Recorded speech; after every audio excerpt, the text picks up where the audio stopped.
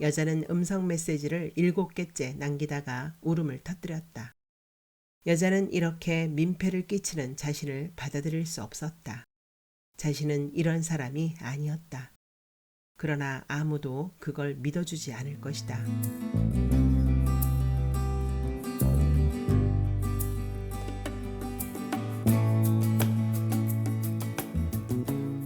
오후 6시를 위한 배려. 이지은. 그 일이 시작된 지 열흘이 지났다.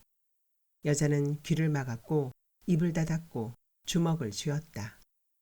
여자의 감각과 기억은 자신 안으로 미끄러져 들어가 식도와 위와 소장에 이르는 길을 점검했지만 원인을 알 수 없었다. 여자는 손등이나 무릎에 귀를 붙이고 몸에서 나오는 음악을 들으며 땀을 흘렸다. 처음에는 희미한 소리만 들렸다. 그러다가 농도 높은 소리가 모공 밖으로 빠져나갔다. 바람 부는 날이면 여자는 밖에 나가 나무들 사이에 서 있었다. 몸 안에 축적된 음악의 총량이 있다면 바람의 리듬을 타고 어서 사라지기를 바랬다. 개업한 점포 앞에 플라잉 가이처럼 팔다리를 흐느적거리기도 했다. 바람이 몹시 부는 날이면 사람들은 꽁꽁 닫은 창문 너머로 기이한 춤을 추는 여자를 볼 수 있었다. 여자는 늘 자비로운 미소를 띠고 있었지만 32의 나이보다 더 오래 산 것처럼 보였다. 피부가 하얗다 못해 약간의 회색빛을 띠고 있는 데다 미간 사이에 동그란 갈색점이 있어 석조비로 잔아불에 얼굴 같아 보이기도 했다. 여자가 그 갈색점을 새삼스럽게 만져본 이유는 혹시 그것이 스위치가 아닌가 하는 기대 때문이었다. 그러나 온 몸에서 음악이 쾅쾅 흘러나오는 바람에 여자는 재빨리 물을 틀고 믹서를 돌리는 수밖에 없었다. 그런 후 소음을 만들어낸 자신을 벌주기 위해 벽에 몸을 붙이고 30분간 서 있었다. 음악이 들려오기 시작한 것은 여자가 친구 A를 집에 초대한 날 밤부터였다. 여자는 A를 초대하기까지 도대체 무슨 일이 있었는지 벽에 붙은 화이트보드에 날짜별로 동선을 그려가며 되새겼다. A를 만났던 날 오전 10시 여자는 고급 쇼핑몰 6층의 한 여성 구두 매장에서 구두를 고르고 있었다. 아니, 고르는 척했다. 여자는 미스터리 쇼퍼였다. 브랜드 관리 차원에서 고객을 가장하여 매장을 평가하고 그 목록과 지표를 본사에 보내는 일을 했다. 여자는 그곳에서 아르바이트를 한 지 2개월 차였고 이번 매장을 끝으로 그만둘 생각이었다. 여자는 휴대폰의 녹음 버튼을 누르고 그곳을 방문했다. 여자의 월급으로는 단 2켤레의 구두만 살 수 있을 정도로 가격대가 높은 곳이었다. 팀장의 지시에 따라 가진 것 중 가장 고급스러운 옷을 입고 갔다. 그랬는데도 매장 카운터에 서 있던 직원은 여자를 한번 훑어본 뒤 일절 말을 걸지 않았다. 깔끔한 슈트 차림에 흠집 하나 없는 검정 구두를 신은 남자였다. 맑은 피부를 가졌고 머리카락 한 올조차 튀어나오지 않은 마네킹 같은 머리를 하고 있었다. 여자는 등을 곧게 펴고 또각또각 소리를 내며 매장 안을 걸었다. 가죽 냄새가 이질적일 뿐 커피나 담배 냄새는 나지 않았고 진열장에는 먼지나 얼룩이 없었다. 여자는 매장 안에 설치된 긴 거울 앞에 놓인 의자에 다리를 꼬고 앉았다. 벨벳 천의 감촉이 부드러웠다. 직원은 마지못한 듯 다가왔다. 여자는 남자를 안타까운 눈길로 바라보았다. 다른 미스터리 쇼퍼들도 곧 이곳을 다녀가 아르바이트 과제를 수행하겠지만 여자가 어떻게 평가하느냐 역시 점수의 평균에 영향을 줄 것이다. 여자는 그 생각을 하면 온몸이 굳는 것만 같았다. 로퍼와 힐을 하나씩 추천해 주세요. 여자는 녹음기를 의식하며 최대한 도도한 목소리로 주문했다. 수십 번 연습한 문장이었다. 하지만 얼굴 근육이 부자연스럽게 움직이고 목소리가 떨린다는 걸 스스로도 느낄 수 있었다. 여자는 비언어적 표현을 최대한 활용해서 이 모든 것이 음모에 지나지 않는다는 것을 알려주고 싶었다. 그러나 직원이 낯선 여자를 믿어줄 리가 없었다. 직원은 검정색 가죽 힐과 회색 로퍼를 한 쌍씩 가져와 여자의 발 앞에 내려놓았다. 여자는 그것들을 들어 올린 뒤 공들여 살펴보는 척 했다. 여자는 여러 개의 까다로운 질문을 던져야 했다. 이 신발들은 어떤 재질로 되어 있나요? 재질이요? 뭐 이건 카프스킨이고 이건 헤어시프죠. 직원은 심드렁하게 대답했다. 여자는 침을 삼킨 뒤 준비한 다음 질문을 했다. 헤어시프 원산지는요? 직원은 미간을 잠깐 찌푸리더니 에디오피아 산입니다. 하고 중얼거렸다. 여자는 신고 있던 구두를 벗었다. 직원은 여자가 벗은 구두의 밑창에 찍혀 있는 로고를 재빨리 훑었고 여자는 그 시선을 놓치지 않았다. 직원이 한쪽 무릎을 꿇고 힐을 신겨주었다. 여자는 평생 그런 구두를 신어본 적이 없었다. 싸구려 구두는 신자마자 뒤꿈치의 살을 대패밥처럼 밀어내고 스타킹에 핏물이 배게 했다. 그런데 이곳의 구두는 마치 라테스 베개에 발을 올린 것처럼 부드럽게 뒤꿈치를 끌어안았고 볼을 조이지도 않았다. 여자는 잠시 할 말을 잃었다가 다시 본래의 역할로 돌아갔다. 왼쪽 구두가 5mm 정도 더 큰 것 같은데요. 여자는 말도 안 되는 불평을 늘어놓았다. 매뉴얼대로라면 직원은 일단 죄송하다고 해야 했다. 그 뒤 브랜드의 장점을 부각하는 답이 이어져야 마땅했다. 한쪽 발만 좀 부으신 게 아닐까요? 직원의 입에서 양책 냄새가 났다.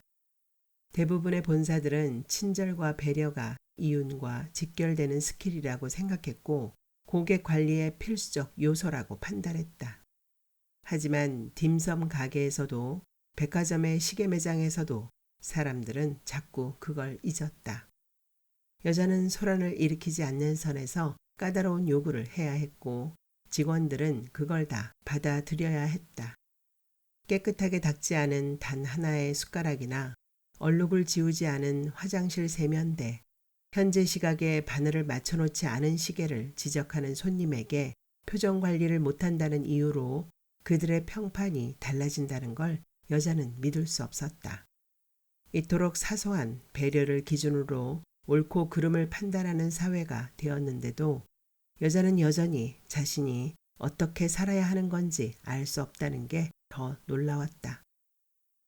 여자는 사회복지재단에서 계약직으로 사무보조를 보다가 몇 달 전 해고당했다.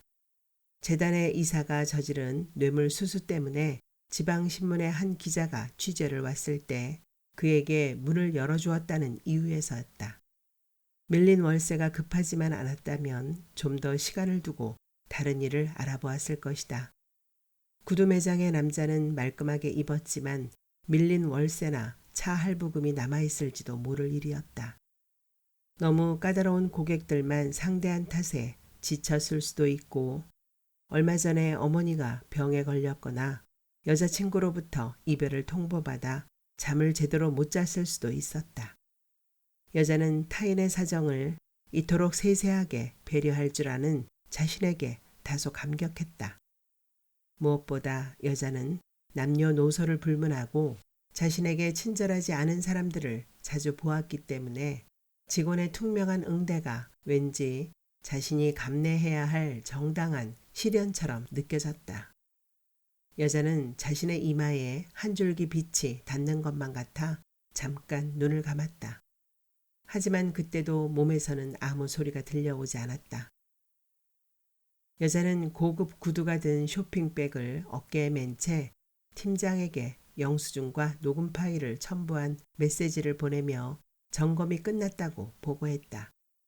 팀장은 그것을 확인한 뒤 내일 구두를 환불해야 하니 흠집을 내지 않도록 주의하라고 말했다. 오전 11시. 여자는 승강기를 타고 로비로 내려가는 길에 그 안에 붙은 광고를 보았다. 올해의 북페어, 작가와의 만남, 책들의 축제로 포스터가 붙어 있었다. 이 건물 지하 1층에서 열리고 있는 행사였다.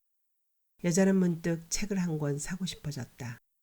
누구도 의식하지 않고 고요하게 할 수 있는 유일한 행위가 독서인 것처럼 느껴졌다. 만약 그곳이 붐비고 있었다면 여자는 사람들이 많이 사가는 아무 책이나 한 권 사서 돌아갔을 것이다. 그러나 평일 오전이라 그런지 이곳 저곳에 붙은 홍보 전단지에도 불구하고 행사장은 휑하기만 했다. 광장처럼 생긴 동그란 터에는 책으로 만든 트리가 계절에 앞서 외롭게 반짝였다. 수십 곳이 넘는 출판사 부스마다 테이블 위에 책들이 가득 쌓여 있었다.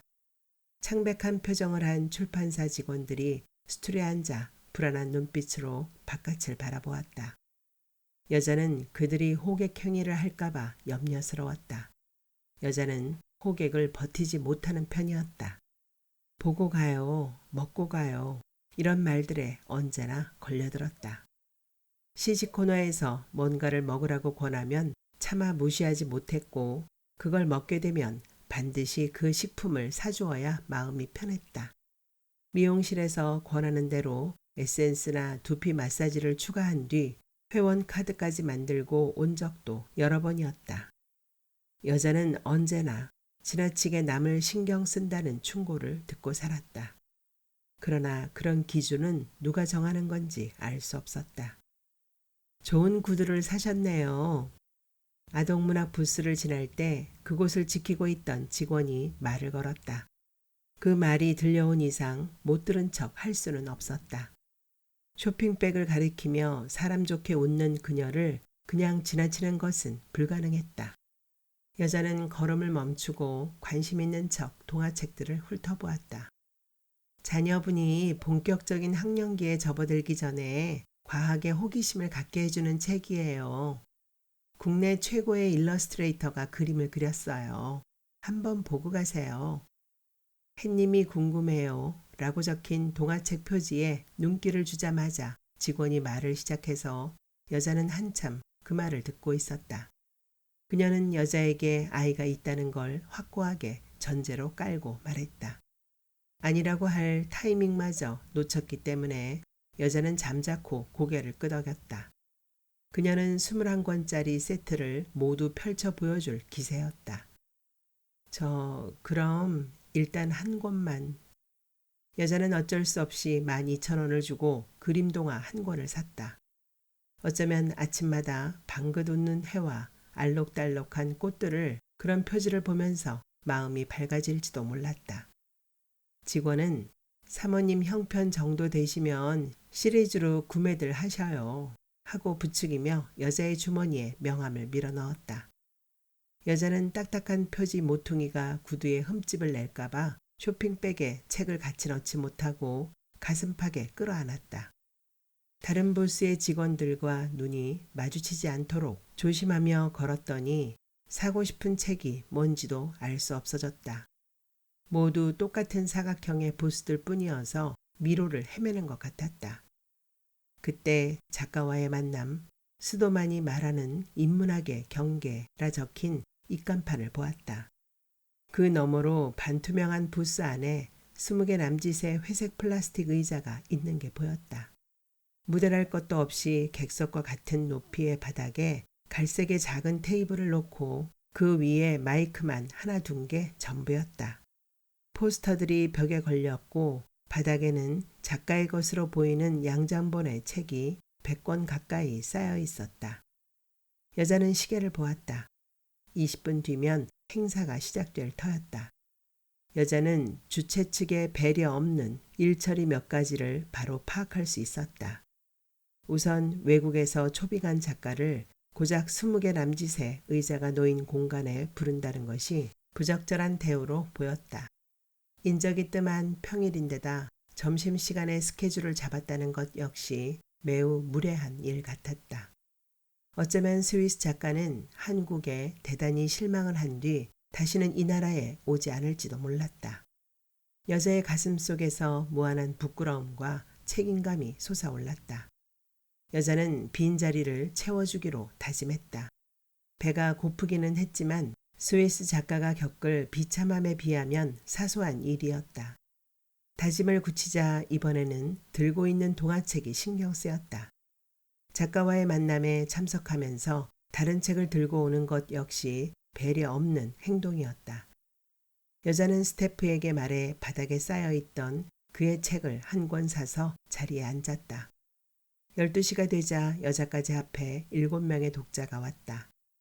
작가의 말투는 느리고 무심했는데 통역을 맡은 남자의 말투는 어조가 높고 속도가 빨라서 그들의 말은 기이한 돌림노래처럼 들렸다. 여자는 통역된 말을 하나도 이해할 수 없었다. 하지만 알아듣기라도 한 것처럼 고개를 끄덕이며 끝까지 앉아 있었다. 1시간의 강연이 끝나자 사회자가 청중과의 대담 시간을 갖겠다며 궁금한 것을 물어보라고 했다. 숨 막힐 듯한 정적이 흘렀다. 사회자는 어색하게 숨을 고른 뒤 작가의 책을 가슴팍에 안고 있던 여자에게 간절한 눈빛을 보냈다. 여자는 결국 비자발적으로 손을 들었다. 열혈 독자가 아니라는 게 티나지 않는 적당한 질문을 생각했다.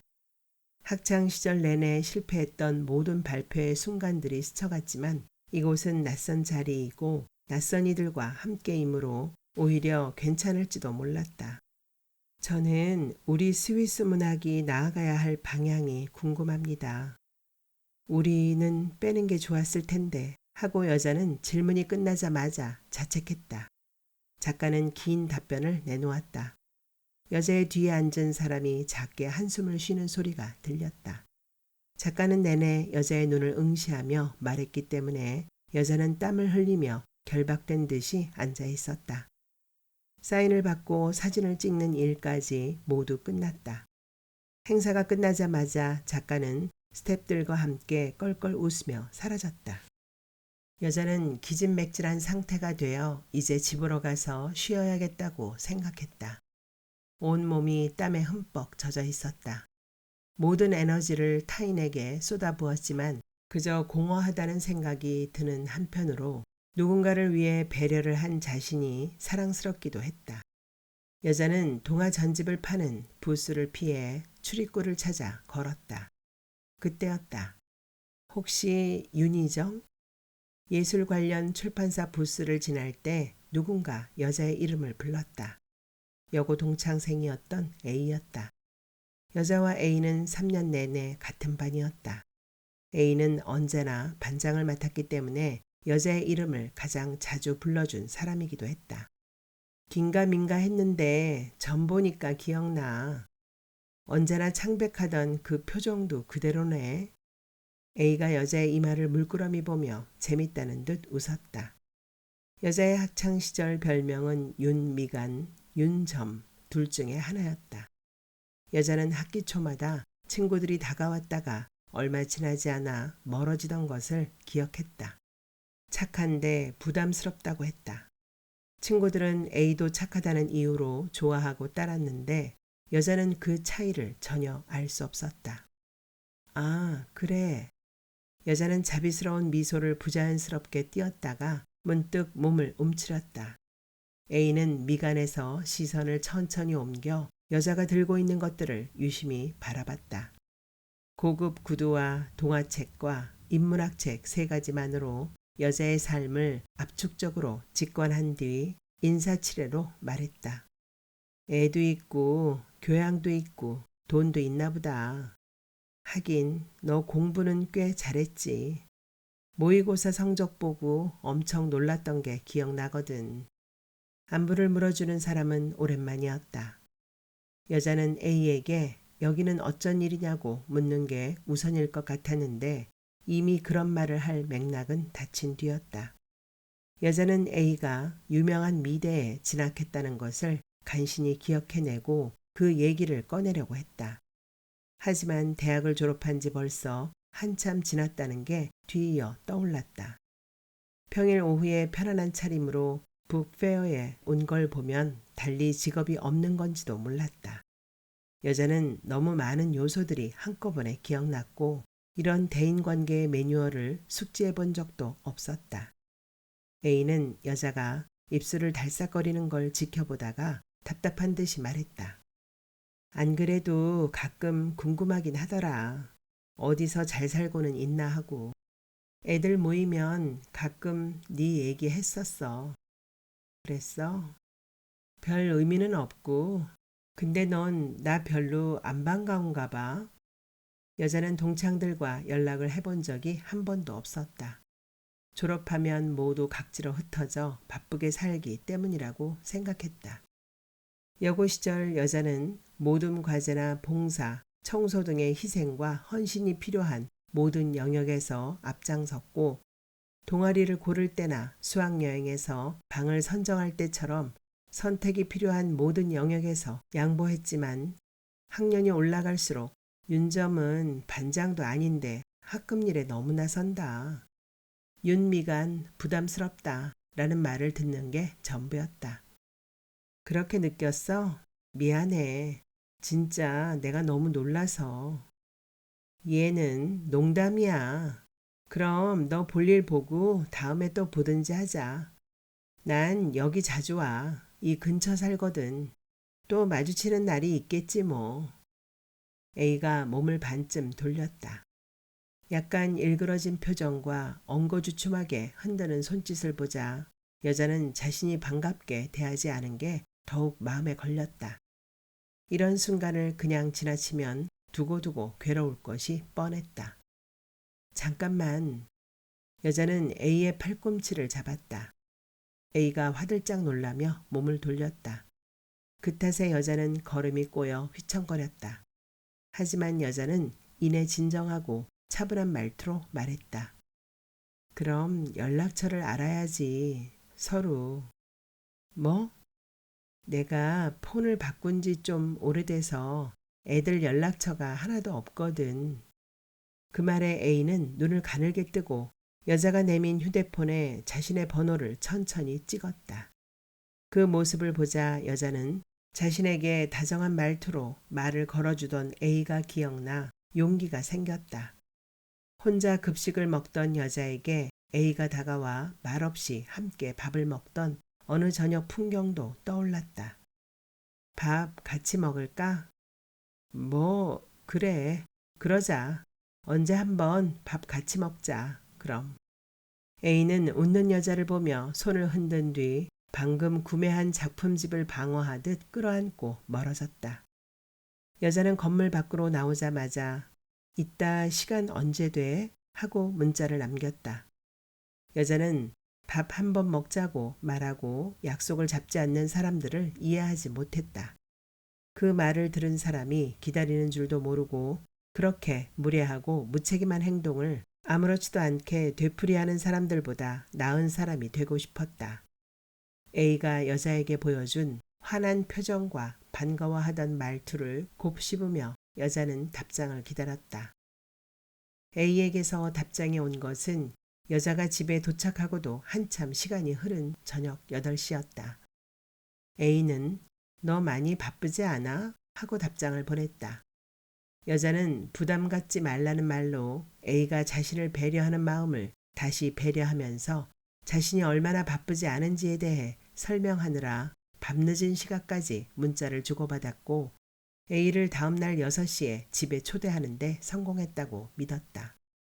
A는 시간이 되면 갈게 라고 한 뒤에도 갑작스러운 방문이 여자의 일상에 방해가 될 것이라고 걱정스럽게 말했고 진심이냐고 몇 번이나 물었다. 여자는 A야말로 자신 다음으로 사려 깊은 사람이라는 생각이 들었다. 여자는 A가 집에 오면 고등학교 때 있었던 비누 사건에 대해 꼭 해명해야겠다는 생각이 떠올라 들떴다. 일기장에 그 사건을 꼼꼼히 기록해 두었던 데다 틈날 때마다 복기했기 때문에 마치 어제 일처럼 생생하게 묘사할 수 있었다. 여자는 여고의 3층 화장실에서 양변기 3개가 일주일 내내 막힌 적이 있었다. 야간 자율학습이 의무였던 때여서 모두 밤 10시까지 학교 안에 머물렀고 교사용 화장실은 1층에 따로 있었으므로 범인은 가까이에 있는 누군가였다. 막힌 변기를 뚫으면 항상 연두색의 오이비누가 하나씩 나왔다. 3개의 세면대에 각각 놓인 공용 비누였는데 거의 쓴 흔적도 없는 상태로 변기에서 발견되었다. 같은 사건이 반복되자 짜증이 난 학생들 사이에 범인 찾기 놀이가 유행하기 시작했다. 어느 날 여자가 교실을 나갔다 돌아오자마자 쉬는 시간을 알리는 종이 울렸고 한 무리의 아이들이 화장실에 다녀온 뒤 여자를 힐끔거렸다. 여자는 공부에 방해되지 않도록 계단에서 코를 풀고 왔을 뿐이었다. 여자는 자신이 의심받는다는 사실을 알게 되자 범인이 아니라는 의미로 피식 웃었는데 스스로 생각해도 자연스럽지가 않았다. 그래서 여자는 일부러 10분마다 복도로 나가 큰 소리로 코를 푸는 척했다. 나중에는 코피가 나올 정도였다. 누가 범인인지 진짜 궁금하네. 하고 짝에게 여러 번 말했지만 침묵이 흐를 뿐이었다. 여자는 모두가 자신을 의심하고 있다는 걸 견딜 수 없었다. 다음 날 여자는 가방에서 반만 은박지로 싼 살구비누를 꺼냈다. 그걸로 자주 손을 씻었고 보란듯이 책상 한 귀퉁이에 올려두었다. 여자는 할 수 있는 모든 노력을 했지만 친구들은 점점 노골적으로 여자를 의심했다. 결국 여자는 아침 8시부터 밤 10시까지 한 번도 화장실에 가지 않는 방법을 택했고 소태에 걸렸다. 다음 날 오전 10시 여자가 구두 매장에 들르자 직원은 그럴 줄 알았다는 듯이 환불 처리를 했고 황급하게 돌아서는 여자의 뒤에서 사진을 찍었다. 그 순간 여자는 돌아서서 직원을 바라보았다. 그는 마치 휴대폰을 숨기지 못한 채 엉거주춤한 자세로 서 있었다. 미안해요. 여자는 속삭이듯이 뱉었다. 울먹이는 것처럼 들리기도 했다. 직원은 굳은 표정으로 여자를 볼 뿐 아무 대답도 하지 못했다. 건물을 나서 지하철을 타고 집으로 오는 길에 팀장에게서 캡처된 사진 한 장과 함께 이것도 같이 본사에 보낼 건데 사진에 나온 사람이 이정 씨 맞는지 확인해줘 하고 문자가 왔다. 누군가 SNS에 올린 사진과 글이었다. 갑질 손놈 다녀감 진상으로 하루 시작 이라는 글과 함께 여자가 쇼핑백을 메고 나서는 뒷모습을 찍은 사진이 올라와 있었다. 교묘한 각도로 찍어 로고는 어디에도 나오지 않았다.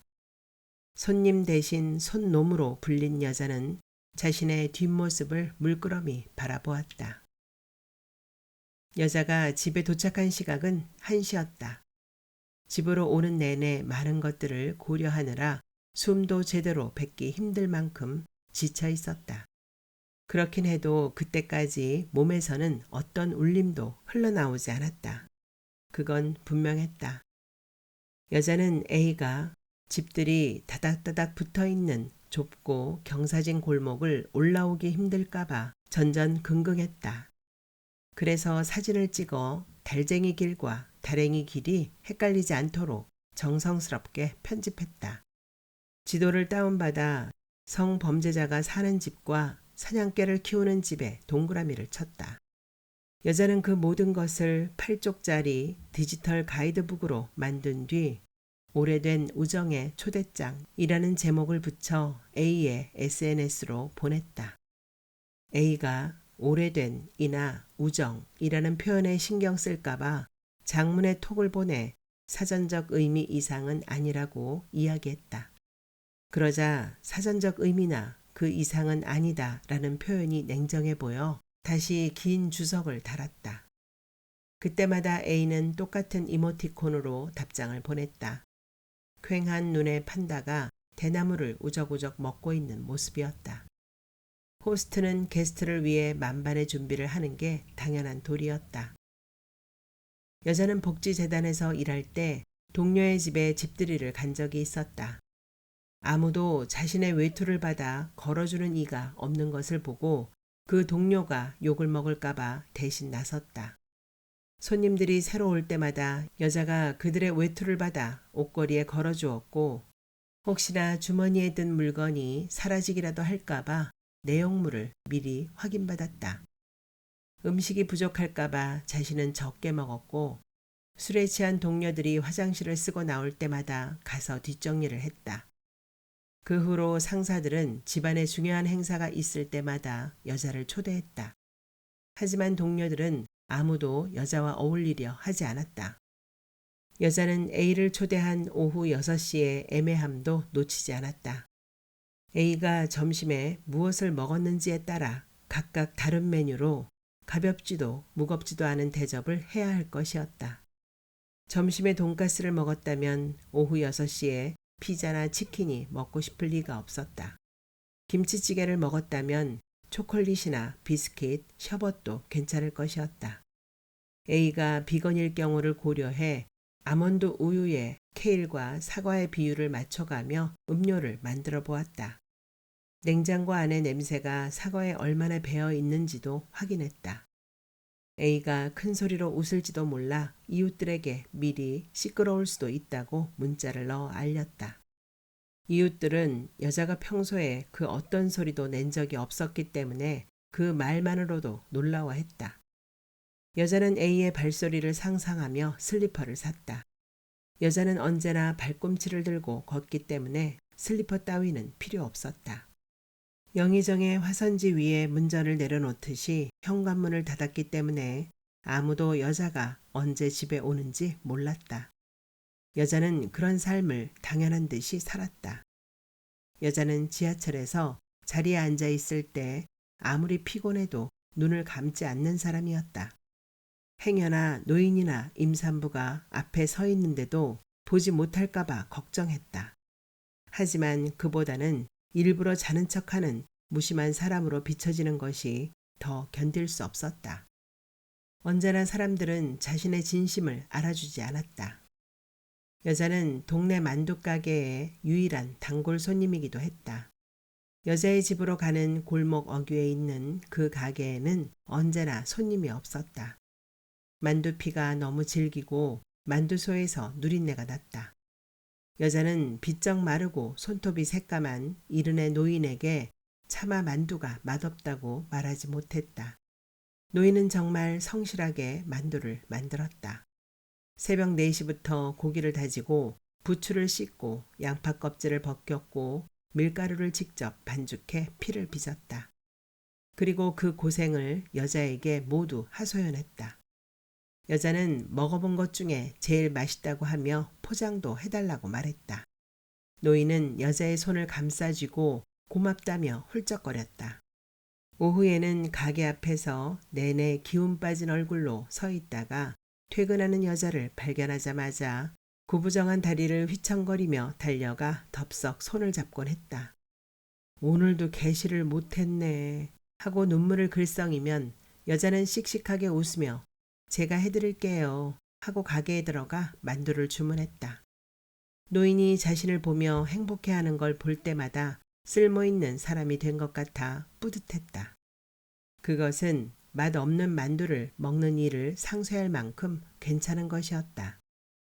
여자는 늘 그런 식으로 살아왔다.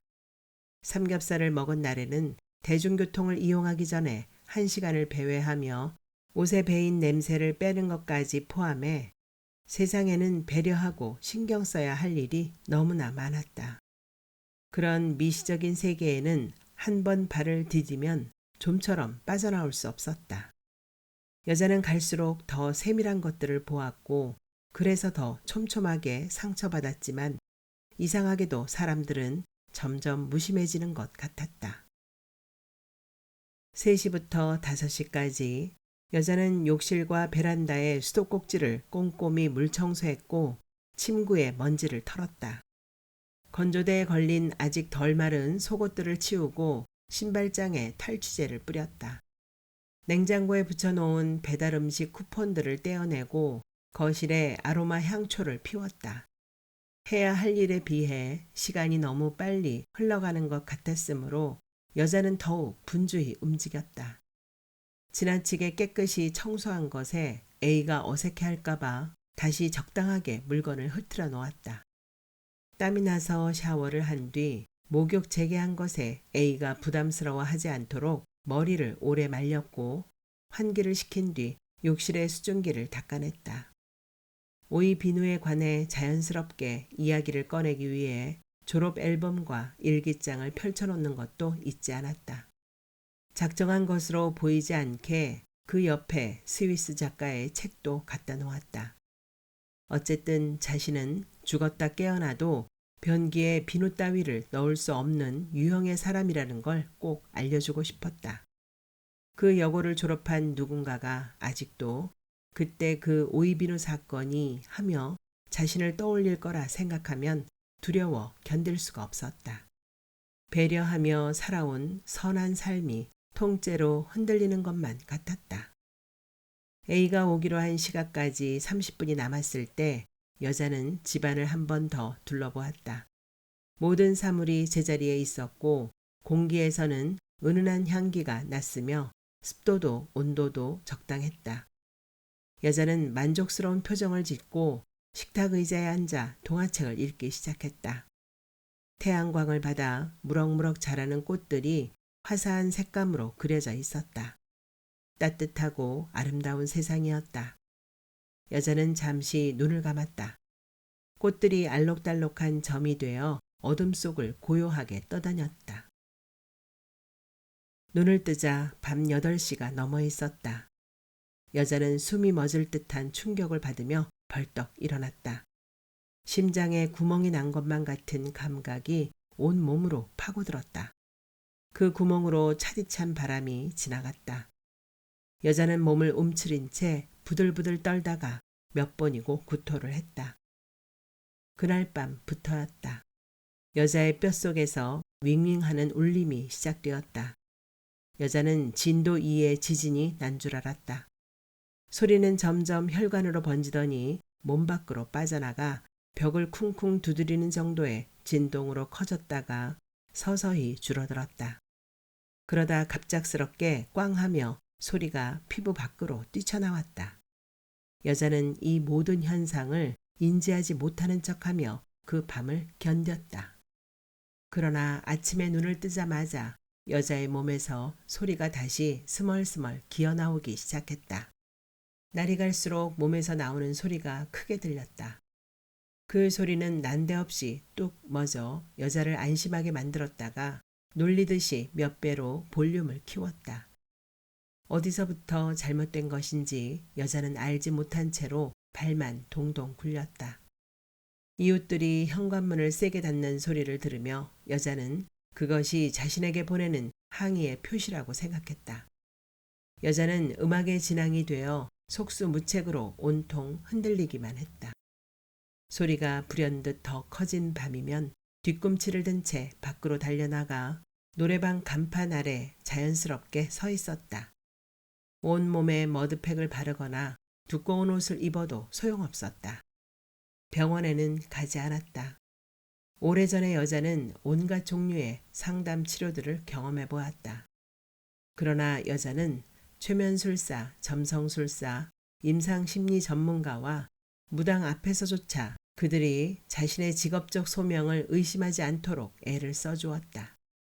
전생에 한많은 하인으로 살았던 척했고 물고기 자리에 예민한 성정 탓이라는 해석에 동의도 해주었다. 죽고 싶을 때가 있느냐는 질문에 종종 그러하다고 체크했고 불타 죽은 조상이 여럿 있다고 대답했다. A는 끝내 전화를 받지 않았다. 여자는 음성 메시지를 7개째 남기다가 울음을 터뜨렸다. 여자는 이렇게 민폐를 끼치는 자신을 받아들일 수 없었다. 자신은 이런 사람이 아니었다. 그러나 아무도 그걸 믿어주지 않을 것이다. 오래전에 그 오이비누가 먼 길을 걸어 여자를 찾아온 것이나 다름없었다. 도대체 이 도시의 타인들은 어떻게 서로를 세심히 신경 쓰지 않으면서도 흔들리거나 무너지지 않으며 계속 살아갈 수 있는 건지 여자는 언제나 그것이 궁금했다. 너무나 궁금해서 어떤 것도 견딜 수 없을 것만 같은 밤이었다. 여자는 그저 어둠 속에서 어둠이 된 척 오랫동안 서 있을 뿐이었다. 뼛속 깊은 곳에서 여자의 울음이 음악처럼 흘러나와 까만 방을 채웠다.